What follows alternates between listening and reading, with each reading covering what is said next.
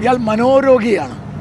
Rahul Mamkootathil മനോരോഗിയാണ്, sexual പെർവേർഷനാണ്, മനോരോഗിയാണ്. പറ്റുമെങ്കിൽ V D Satheesan ആദ്യം ചെയ്യേണ്ടത് ആ MLA സ്ഥാനം രാജിവെച്ച് ഏതെങ്കിലും ആശുപത്രി കൊണ്ടുപോയി കാണിച്ച് ആ മനോരോഗം മാറ്റി വീണ്ടും രാഷ്ട്രീയത്തെ കൊണ്ടുവരണം. ഇല്ലെങ്കിൽ ഇത് അത്യന്തം അപകടമാണ്.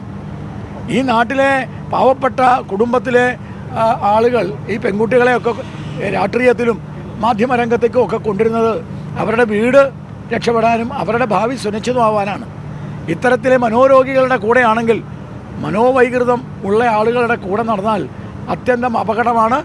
വളരെ വളരെ ശ്രദ്ധിക്കേണ്ടതാണ്. ഒരു കാര്യം, ഈ വോട്ടർ പട്ടിക വിവാദം സംബന്ധിച്ച് സുരേഷ് ഗോപി അദ്ദേഹം വാനരന്മാരെന്ന് ആക്ഷേപിക്കുകയുണ്ടായി. അതിനോട് അങ്ങ് യോജിക്കുന്നുണ്ട്?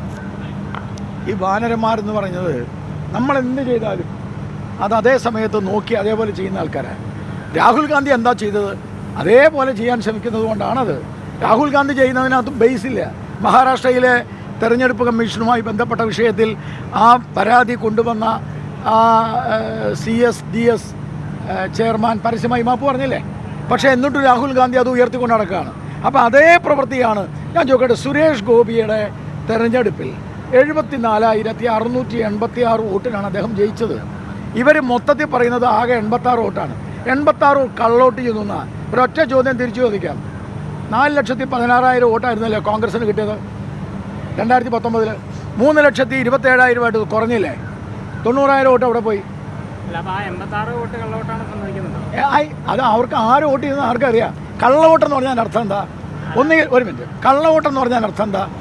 ഒരാൾ മരിച്ചിട്ട് ആ പേരിൽ വോട്ട് ചെയ്യുക. പണ്ട് നമ്മുടെ CPM-ൻ്റെ ഒരു വലിയ നേതാവിൻ്റെ ഭാര്യ നെഞ്ചത്തടിച്ച് നിലവിളിച്ചില്ലേ, എൻ്റെ ഭാര്യ ഭർത്താവ് ഇവിടെ വന്നു പോയത് ഞാൻ അറിഞ്ഞില്ല, മരിച്ചിട്ട് 1 മാസമായി. അങ്ങനെ മരിച്ച ആളുടെ പേരിൽ വോട്ട് ചെയ്യുക. അങ്ങനെ ചെയ്തിട്ടുണ്ടോ? ഇല്ല.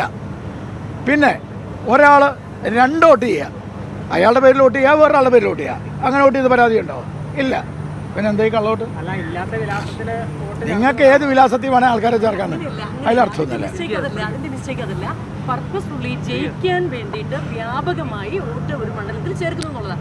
അതിനകത്തോ യാതൊരു സംശയവുമില്ല. ജയിക്കാൻ വേണ്ടി വ്യാപകമായി ഞങ്ങൾ വോട്ട് ചേർക്കും. ഞാൻ പറഞ്ഞ മനസ്സിലായില്ല. ഞാൻ പറയുന്നത് നിങ്ങൾക്ക് മനസ്സിലാവുന്നില്ല. ഞങ്ങൾ ജയിക്കാൻ ഉദ്ദേശിച്ച മണ്ഡലങ്ങളിൽ ഞങ്ങൾ ജമ്മു കാശ്മീരിൽ നിന്നും ആൾക്കാരെ കൊണ്ടുവന്ന് 1 വർഷം താമസിപ്പിച്ച് വോട്ട് ചെയ്യിപ്പിക്കും. ഒരു സംശയമില്ല. അത് നാളെയും ചെയ്യും. വിലാസം വ്യാജമൊന്നുമില്ല. അല്ല, അതൊക്കെ 1-2 വല്ല തെറ്റിദ്ധാരണയും, ബാക്കിയൊന്നും അങ്ങനെ വന്നിട്ടില്ലല്ലോ. ഞാൻ തൃശ്ശൂർക്കാരനാണ്, അങ്ങനെ ഒരു വീട്ടുടമയും പരാതി പറഞ്ഞിട്ടില്ല. ഏതോ ഒരു സ്ഥലത്ത് മറ്റോ. നിയമസഭാ തെരഞ്ഞെടുപ്പിൽ ഇതേപോലെ ചില മണ്ഡലങ്ങൾ കേന്ദ്രീകരിച്ച് പ്രവർത്തിക്കാൻ ഉദ്ദേശിക്കുന്നുണ്ടോ? അതേപോലെ അതിപ്പോൾ തീരുമാനിച്ചിട്ടില്ല. ലോക്സഭയിൽ ജയിക്കാനാണ് തീരുമാനിച്ചത്. അതൊക്കെ നിയമസഭയുടെ സമയമാകുമ്പോൾ അപ്പോൾ ആലോചിക്കും. ഇപ്പോൾ